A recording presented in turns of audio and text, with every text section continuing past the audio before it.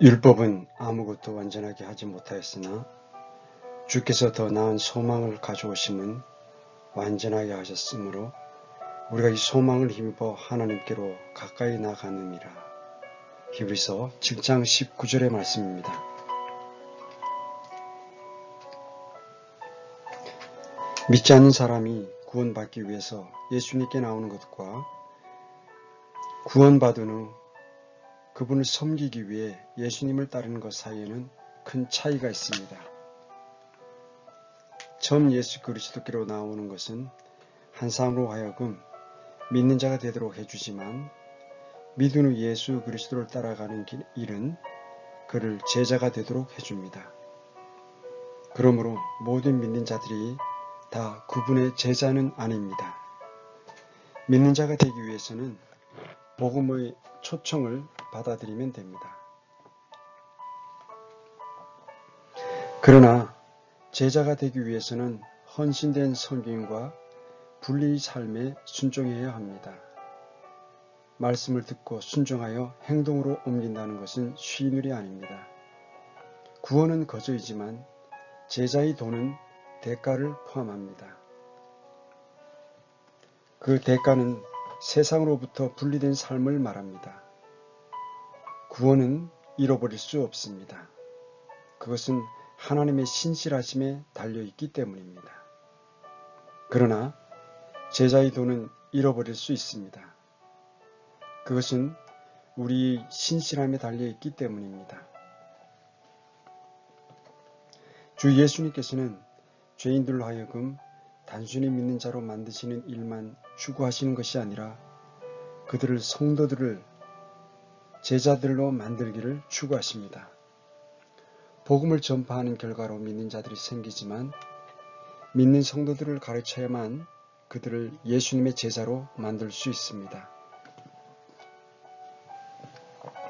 예수님께서는 승천하시기 전에 우리에게 두 가지 사명을 주셨습니다. 이 두 가지 사명은 마가복음 16장과 마태복음 28장에서 발견됩니다. 첫째 사명은 모든 사람에게 익숙한 내용입니다.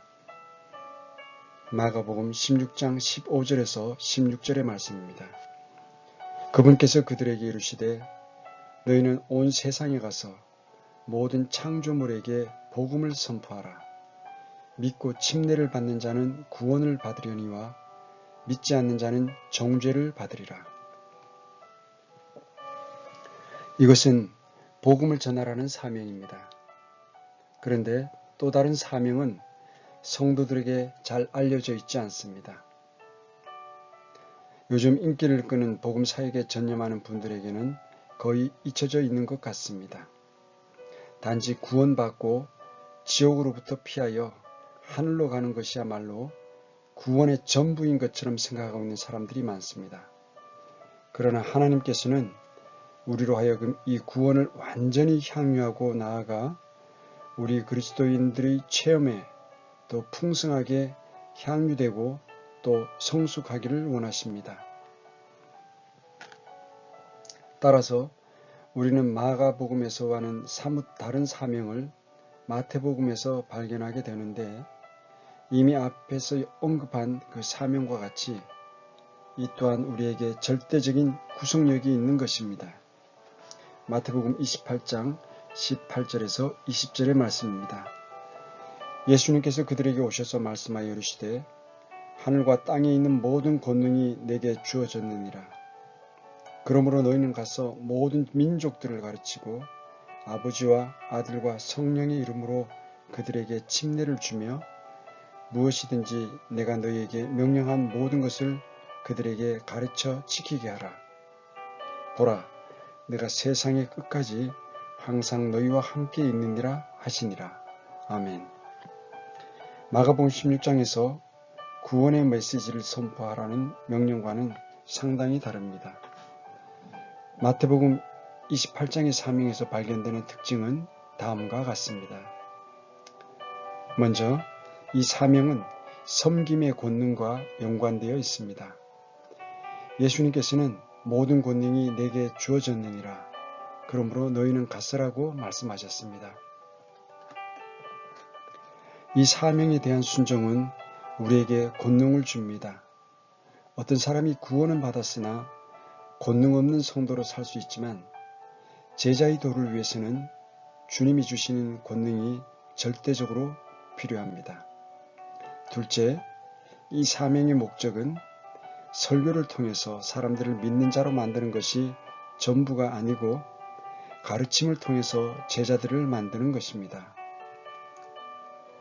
19절에 나오는 가르친다는 단어의 의미는 제자를 만든다는 뜻이요. 제자를 만들기 위해서는 교육이 불가피합니다. 그러므로 제자란 말씀 안에서 가르침을 받고 배운 바가 있는 자들을 말합니다. 그것은 바로 마태복음 11장 29절이 가르치는 진리와 똑같습니다. 내 멍에를 메고 내게 배우라. 만약 여러분이 제자가 되기 원한다면 선생님과 함께 많은 시간을 보내야 할 것이요. 그 말씀의 교훈을 부지런히 배워야만 합니다. 셋째, 제자의 도는 그 안에 이미 순종을 우선순위에 놓습니다. 제자는 우선 순종할 것을 강조하고 있습니다. 구원에 있어서는 필수 조건으로 믿음이 강조되고 제자가 되기 위해서는 주께서 무엇을 명령하든지 그것을 다 순종하는 것이 필요합니다. 바로 이 순종이라고 하는 교훈이 히브리서에서 다루고 있는 주제 중 하나입니다. 히브리서가 대상으로 삼고 있는 사람들은 구원은 받았으나 여전히 그리스도 안에서 갓난아기였습니다. 아직 영적으로 성숙하지 못한 사람들이었습니다. 그들은 믿는 자들이지만 제자의 도에 대해서는 거의 아는 바가 없었습니다. 따라서 히브리서의 핵심 주제는 히브리서 5장 12절입니다. 시간으로 보건대 너희가 마땅히 가르치는 자가 되었어야 할 터이나 하나님의 말씀들의 첫째 기초 원리들을 남에게 다시 가르침을 받아야 할 필요가 너희에게 있나니 너희가 단단한 음식이 아니라 젖을 필요로 하는 자가 되었도다. 그들은 단순히 믿는 자들이었을 뿐이었습니다. 그러나 성숙한 제자가 되기 위해서는 응당 성장을 해야만 하고 단단한 말씀에 참여할 수 있어야 합니다. 따라서 다음과 같은 충고가 주어집니다. 히브리서 6장 1절입니다. 그러므로 우리가 그리스도의 교리의 기초 원리들을 떠나 완전함으로 나아가서 그러나 이와 같은 제자의 도는 커다란 희생을 수반합니다. 이 히브리인들이 예수 그리스도를 영접한다는 사실은 어마어마한 발걸음을 내딛는 것이었습니다. 오늘날의 많은 그리스도인들은 그것이 의미하는 바를 거의 깨닫지 못하고 있습니다. 오늘날 그리스도인이 된다는 것을 상당히 인기 있는 것으로 생각하는데 반해 당시 유대인들이 그리스도인들이 된다는 것과 그들의 희생에 대해서는 잘 이해하지 못하고 있습니다. 당시에 그리스도인이 된다는 것은 자기 자신을 멸시받는 그룹에 편입시키는 것이요. 아주 소중한 전통과 사귐을 모두 내버리는 것이요. 그리스도를 위해서 영문 밖에서 십자가의 고난에 동참하는 것이었습니다. 그들은 이스라엘 민족이요. 선택된 민족의 지체들이요. 아주 놀라운 종교의식과 경배의식을 갖추고 세상 사람들에게 부러움과 감동을 주는 종교를 가지고 있던 자들이었습니다. 그들은 엄숙한 명절에 익숙해 있던 자들입니다. 그것은 유월절, 속죄일, 그리고 무교절 같은 타 민족이 갖지 못한 주의 명절들을 말합니다. 그들은 그들의 종교에 대해서 아주 열심히 있었습니다. 그리고 당대 여러 민족들 중 가장 교양 있고 종교성이 있는 민족으로 여겨졌습니다. 이방인들이 인정하지 않을지라도 그들은 남다른 자부심을 갖고 자기들만이 하나님으로부터 선택받고 사람 취급을 받는다고 생각했습니다. 그러나 일단 그들이 예수 그리스도를 영접했다면 그들은 자신들이 사람으로 취급하지 않던 이방인과 같은 취급을 당해야만 했습니다. 그리고 교회와 자신을 일치시켰다면 이 모든 것들은 다 뒤로 버려야만 했습니다. 그리스도인이 된 유대인들은 성전에서 경배할 수도 없었습니다. 성전에서나 회당에서 경배하는 유대교인들과 함께 명절도 더는 지킬 수 없습니다.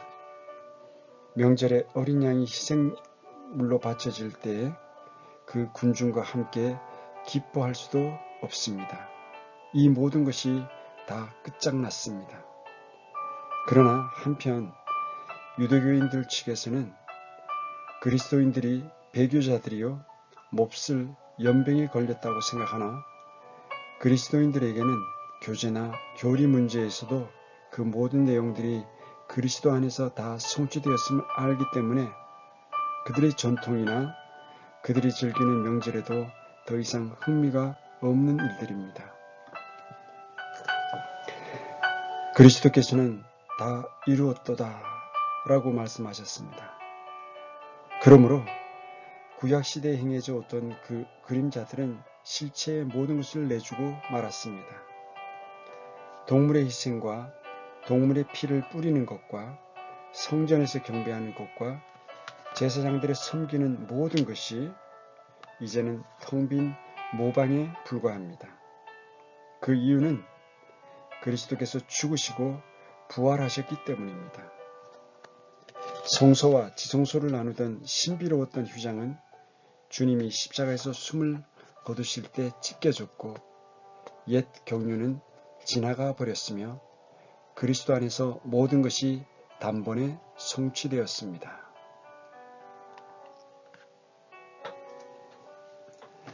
전통주의에 젖어 있는 이스라엘의 대중들은 이러한 사실을 알지 못했습니다. 그래서 계속해서 그들의 감동적이고 장엄하고 의식으로 치장되고 텅 비어 있는 공허한 종교 활동들을 지속하고 있었습니다. 그리스도인들에게는 이 모든 것들은 공허한 쇼에 불과합니다. 그럼에도 불구하고 당시 유대 그리스도인들에게는 그런 것들을 뒤로 버리기는 매우 어려웠습니다. 그들은 그리스도 안에서 이제 감동적인 종교의식은 더 찾을 수 없습니다. 아름다운 황금 성전도 없습니다. 멋지게 옷을 차려입은 제사장 직분도 없습니다. 그래서 유대교라고 하는 율법적 형식주의로 되돌아가고자 하는 시험은 아주 강렬할 수밖에 없었습니다. 만약 그들이 조금만 타협한다면 그들의 신앙생활은 훨씬 더 쉬워지겠지요. 그러나 그렇게 한다면 제자의 권능을 잃어버릴 것이요, 보상을 잃어버리게 될 것이요, 주의 징계를 불러오게 될 것입니다. 이와 같은 관행을 방지하기 위해서 히브리서 6장과 10장에 엄한 경고가 주어졌습니다. 히브리서 7장부터 9장까지는 구약시대의 율법의 제도와 은혜 아래서 새로 누리는 자유와의 비교가 나와 있습니다. 이 두 가지를 비교함으로써 대조적인 모습이 훨씬 더 눈에 띄게 보일 수 있습니다.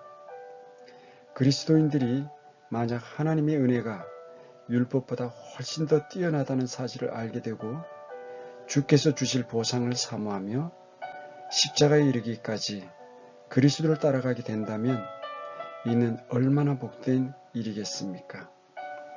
이 세상에서 잠시 인기가 넘치는 쉰 길로 가며 보상도 없이 끝나는 것보다 우리가 가는 고난의 길, 좁은 길, 십자가의 길이 훨씬 낫다는 사실을 알기만 한다면 우리들은 더 성숙함을 향해 나아갈 수 있을 것입니다.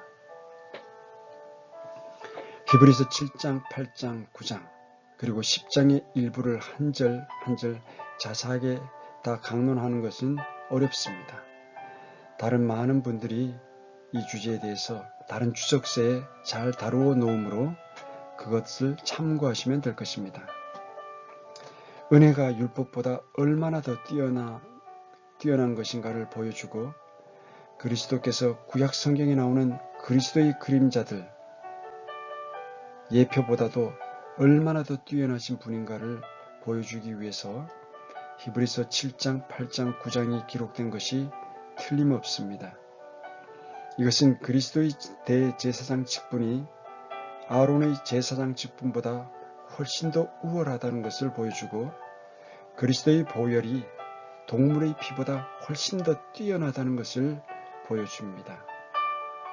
히브리서 7장, 8장, 9장은 다음과 같은 제목으로 구분할 수 있습니다. 그리스도는 다음의 5가지보다 더 뛰어나고 훨씬 더 낫습니다. 첫째, 그리스도는 아론의 제사장 직분보다 더 낫고, 둘째, 그리스도는 광야에 있는 성막보다 더 낫고, 셋째, 그리스도는 율법이라고 하는 옛 언약보다 더 낫고, 넷째, 그리스도는 율법 아래 있었던 모든 희생 제사보다 더 낫고, 다섯째, 그리스도는 희생 제사에 바쳐진 모든 동물의 피보다 더 낫습니다. 첫째, 그리스도의 제사장 직분은 아론의 제사장 직분보다 훨씬 더 낫습니다. 아론은 제사장으로서의 섬김은 불완전했습니다. 왜냐하면 그 자신이 죄인이었고 자기 자신의 속죄를 위해서도 희생물을 바쳐야 했습니다. 더구나 율법 아래 있어서의 제사장 직분은 완전하지 않았습니다. 왜냐하면 그가 그의 일을 다 마치기 전에 제사장은 죽었고 그의 자손들에 의해서 그의 섬김은 지속되어야만 했습니다. 아론의 제사장 직분은 유다의 지파로부터 나온 것이 아니요 레위 지파에서 나온 반면 하나님의 영원하신 제사장께서는 유다의 왕가에서 나오셨습니다. 하나님께서 받으실 만한 유일한 제사장은 또한 왕이셔야만 합니다. 그분은 죄는 없으시며 죄를 알지도 못하신 완전하신 분이십니다. 이스라엘은 그 어떤 왕도 제사장이 되도록 허락받은 일이 결코 없습니다. 그리고 그 어떤 제사장도 왕이 될 수는 없었습니다. 그러나 그리스도 안에서 이 두 가지, 즉 왕과 제사장이 다 완벽하게 조화를 이루었고 덕분에 예수님은 멜기세덱을 뒤따르는 분이요 다름 아닌 의의 왕이었고 지극히 높으신 하나님의 제사장이었습니다. 이 논쟁은 다음과 같은 말로 요약이 될 수 있습니다. 그들이 참으로 다수의 제사장이었던 것은 죽음으로 인해 그들이 항상 잊지 못하였기 때문이로되 이 사람은 항상 계심으로 변할 수 없는 제사장 직분을 소유하시느니라.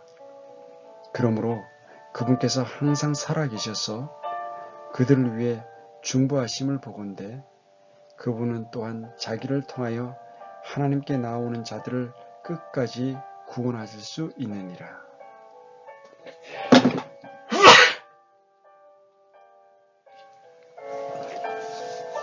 히브리서 기록자는 이렇게 말하고 있는 것 같습니다. 오 너희 히브리인들아 어찌하여 너희 옛 종교를 뒤돌아보느냐. 그리스도 안에 훨씬 더 나은 것이 있는데 반면 진리를 알고 경건한 자들에게는 아마 다음과 같이 외칠지도 모릅니다. 오 너희 오늘날 그리스도인들이여 왜 너는 그리스도로 만족하지 못하느냐. 왜 옛 생활을 자꾸만 뒤돌아보느냐.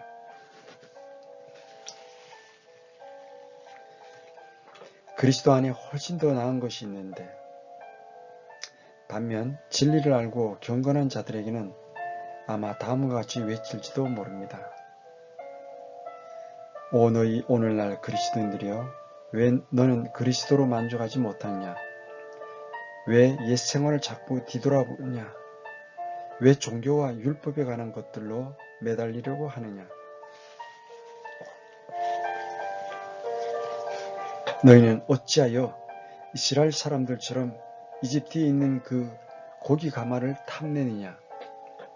양파와 부추와 세상의 마늘을 탐내느냐? 완전함을 향해 성장하라.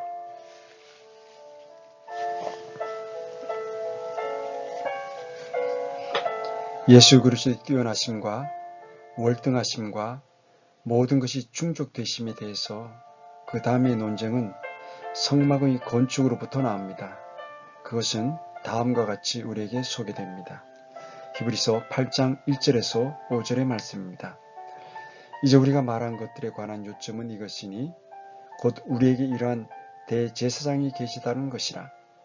그분은 하늘들에서 존엄하신 분의 왕좌 오른편에 앉아 계시며 성소와 참 성막을 섬기시는 분이신데 이 성막은 주께서 지신 것이요 사람이 친 것이 아니니라. 대제사장마다 임명을 받아 예물과 희생물을 드리나니 그러므로 이 사람도 무엇인가 드릴 것이 있어야 함이 마땅하도다. 만일 그분께서 땅에 계셨더라면 제사장이 되지 아니하셨을 터이나 이는 율법에 따라 예물들을 드리는 제사장들이 있기 때문이라. 이 제사장들은 모세가 성막을 만들려 할 때 하나님께 공고받은 바와 같이 하늘에 있는 것들의 본보기와 그림자를 섬기나니 그분께서 이르시되 너는 조심하여 산에서 내게 보여준 양식에 따라 모든 것을 만들라 하시느니라.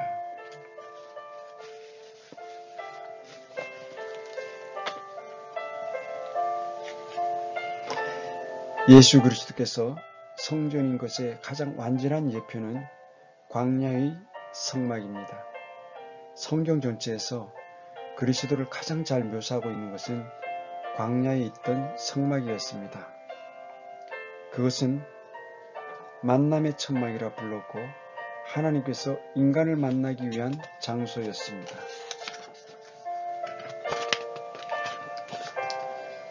그리고 예수님의 인성과 신성이 하나로 열합하는 곳이었습니다. 이 건물의 모든 부분은 가장 사소한 것 하나하나도 그리스도와 그분의 사역의 특징을 말씀해 주고 있습니다. 거기에 쓰인 물질들은 다 예수님에 대해서 이야기하고 있습니다. 예를 들면 은은 주님의 구속을 의미하고 금은 그분의 신성을 말하고 있고 나무는 그분의 인성을 말하고 있고 놋은 그분의 심판을 말하고 있고 제단은 십자가를 의미하고 진설병은 생명의 빵을 의미하고 등잔대는 그가 세상의 빛이심을 말하고 향단은 그가 대제사장으로서의 사역을 하고 계신 중보의 기도를 보여주고 있습니다. 이렇게 모든 것들은 구체적으로 하나하나의 예표로서 다 그리스도를 알리는 메시지가 담겨져 있으며 그것들의 실체는 육체로 오신 예수 그리스도 안에서 다 성취되었습니다. 이 모든 것은 히브리서 9장에 묘사되어 있습니다.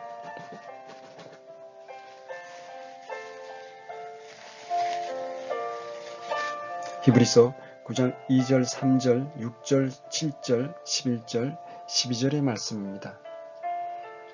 성막이 만들어졌는데 첫째 것은 안에 등잔대와 상과 보여주는 빵이 있었고 성소라 불리며 둘째 휘장 뒤에 있는 성막은 지성소라 불리느니라. 이제 주께서 이것들을 이와 같이 제정하심에 제사장들이 항상 첫째 성막으로 들어가 하나님을 섬기는 일을 수행하였거니와 둘째 성막에는 대제사장이 홀로 해마다 한 번 들어가 자기와 백성의 잘못으로 인해 자기가 드리는 피 없이는 들어가지 아니하였으나 그러나 그리스도께서는 다가올 좋은 일들의 대제사장으로 오시되 손으로 만들지 아니한 성막 곧 이 건물에 속하지 아니한 더 크고 더 완전한 성막을 통해 오셔서 염소와 송아지 피가 아니라 자기 피를 힘입어 단 한 번 거룩한 곳에 들어가사 우리를 위하여 영원한 구속을 얻으셨느니라. 속죄일에 대제사장이 하는 특별한 사역을 주목해 보십시오. 그것은 바로 백성의 잘못을 위해서 속죄의 피를 바치는 일이었는데, 여기서 잘못이라는 것은 문자적으로 무지의 죄, 모르고 짓는 죄를 의미합니다. 반면에 의도적이고 고의적이요 미리 다 계획된 죄들은 심판을 부르는 것으로 우리가 이미 히브리서 6장과 10장에서 보았듯이 이것들은 율법 아래서 심판으로 예표되어 있었습니다. 대제사장의 사역에 대해서 우리가 스스로를 내어 맡기는 일에 실패하는 죄와 이미 알고 있는 죄와 그리고 고의적인 불순종으로 인해서 고집을 부리는 죄는 우리 주님에 의해서 다루어져야만 합니다. 이와 같이 하나님께서 모든 것을 다 공급해 주셨다면 우리가 어찌 변명할 수 있겠습니까? 하나님의 제공하신 승리의 수단들, 즉 회개와 말씀에 대한 순종과 간증을 소홀히 해서야 되겠습니까? 우리가 만일 그분의 뜻을 알지 못했기 때문에 실패했다면 우리는 그분의 피에 의해서 완전한 정결함을 얻을 수 있습니다. 그러나 지금은 진리를 알고 있다고 말하면서 우리가 어떤 핑계를 댈 수 있겠습니까? 죄의 속임수가 여러분들의 감각을 둔하게 하고 여러분들의 확신을 질식시키고 주님으로부터 인정받지 못하게 되기 전에 지금 예수님께 나와 빈손으로 예수님을 왜 만나려 하지 않으십니까? 우리를 확신시키기 위해서 그리스도께서 제공하신 모든 것과 모든 재원들을 우리가 다 갖고 있는데 이 세상에서 우리에게 무엇을 더 제공해 줄 수 있단 말입니까? 우리는 순종에 대한 예수님의 보상의 약속도 가지고 있지 않습니까?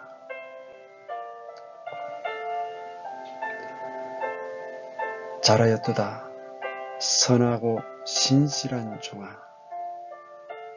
마태복음 25장 21절에서 예수님께서 하신 말씀입니다.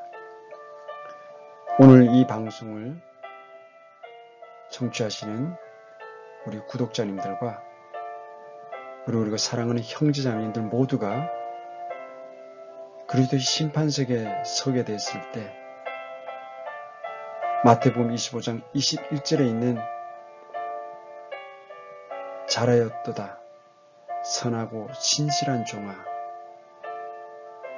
이러한 평판을 우리의 구원자 예수 그리스도를 통해서 듣는 모든 분들이 되시기를 간절히 기도합니다. 오늘도 함께 해주셔서 감사합니다. 평안하십시오.